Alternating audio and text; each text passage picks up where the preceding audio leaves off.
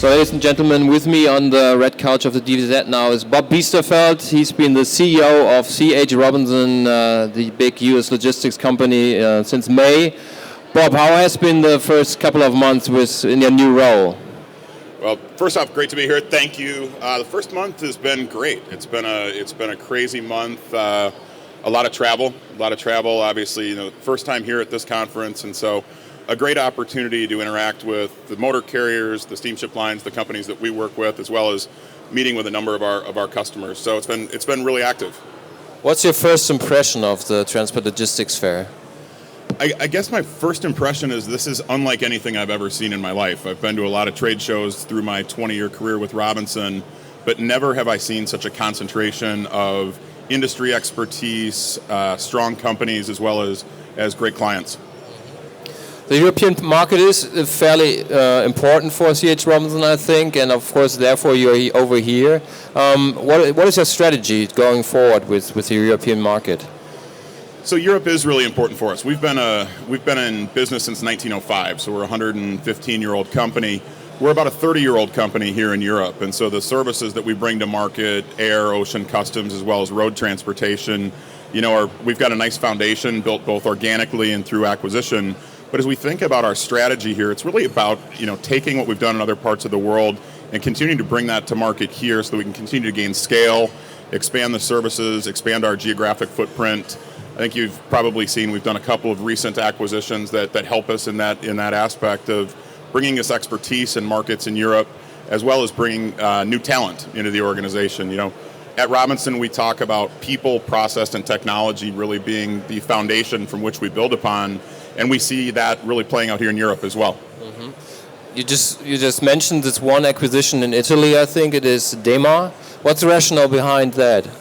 Yeah, so DEMA really brings us market expertise in Italy, an area that where we didn't have a real stronghold from a surface transportation standpoint. So they bring great talent, they bring a strong network of customers for us, where we're able to cross-sell our other Robinson services into those customers, and then likewise we can take the expertise that they've built around carrier management and capacity management in those trades and bring those to our existing customers. Yeah, I think the business model in the US is always a bit different than over here in Europe, and also, the logistics companies in the US are very much IT headed. They're very good in IT and processes and all these kind of things. Are those things, can you really deliver them to Europe? Can you do them the way you do it in the US as well?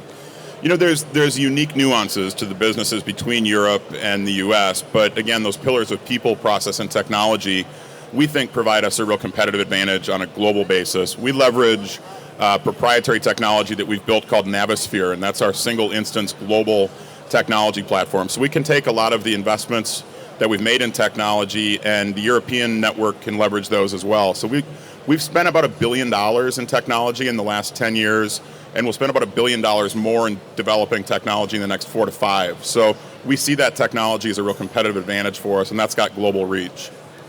What kind of intelligence and IT are you looking in? I mean, is it artificial intelligence, or what are you looking at? Yeah, so yes is the short answer. I mean, artificial intelligence is having a more and more profound impact on supply chain in general, and so Robinson's no different than most leading companies. We're trying to determine how do we best use the data that we have as a competitive advantage. Robinson has about $20 billion of freight under management. We'll move about 18 million shipments in a year. So through that, we're able to garner a lot of information about global trade, about rates, about pricing, et cetera, that help us to leverage AI and machine learning in different ways to help our customers be more effective and leverage that data advantage. What is your footprint in Europe these days, and where are you heading at? How big is C.H. Robinson going to be in a couple of years in Europe? Well, we've got plans to continue to grow aggressively in Europe. Our footprint today, we don't necessarily talk about the number of offices because we don't think that that's the most important measure.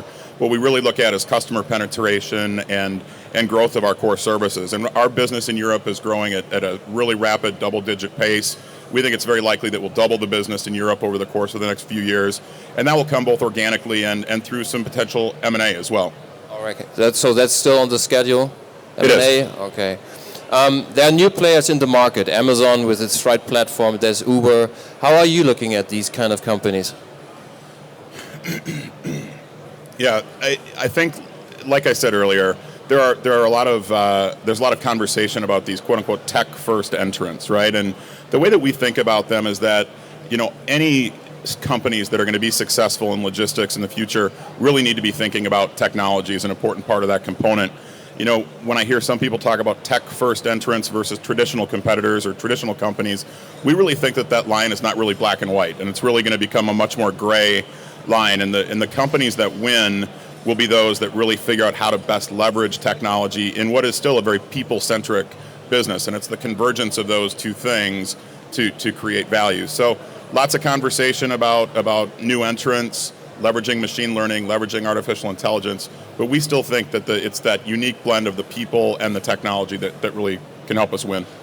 Talking about people, I mean, of course, digitalization is a big topic over here, but on the other hand, we have this big topic of driver shortage. Is that the same in the US? It is. It's the exact same conversation, and normally the third pillar of that conversation is around autonomous trucking and what's coming and when that's coming. And so there's this balance of, hauling companies, trucking companies talking about driver shortage, and then investing in autonomous trucking, which is really trying to teach a computer to be a driver. Yeah. And I think there's a lot of discussion and debate on how far out in the horizon that is, but likely we'll be dealing with driver shortages for quite some time. Yeah. How's the U.S. logistics market developing these days? I mean, there's this whole trade tension between the U.S. and China. Is that already going down into the business, or is the business still very stable? Economically, I think that when I talk to our customers in the U.S., they're all still talking about wanting to do more work in 2019 than they did in 18, whether that's manufacturing, whether it's retailing. But I would say that optimism is now kind of fading to caution as we continue to go through continued discussions around trade tensions and just the overall economic conditions right now. But I would say, a lot of questions in terms of what's to come. Okay. If you look at besides Europe, I mean, C.H. Robinson has done some major acquisitions the last couple of years. You have a very high turnover. You're one of the top 5, I guess, forwarders logistics companies in the world now. Are there certain areas in the world where you're looking at, like acquisitions and all these kind of things? Yeah, Asia is a really important part of our whole puzzle. Over the course of the last 7 years, since 2012, we've put about $1 billion into our global forwarding network through acquisitions. First with Phoenix Transportation in the U.S., followed by APC, followed by Milgram, followed most recently by Space Cargo.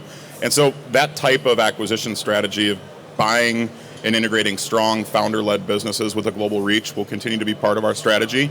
Obviously, Asia is an important piece of it. We're the largest NVO today from China to the U.S., the second largest NVO from Asia to North America. So we want to continue to build upon that. Okay, very good. What are your plans for the next couple of days over here in Munich? You get to see some more customers, or are you looking at some nice things here to learn from, or what are you doing? Well, we'll continue to meet with customers one after another for the next couple of days and continue to build relationships there, and then it's back to the States Friday afternoon. Okay, so have a lot of fun, good success with your customers, and we're very happy to have you here. Thank you very much. Thank you.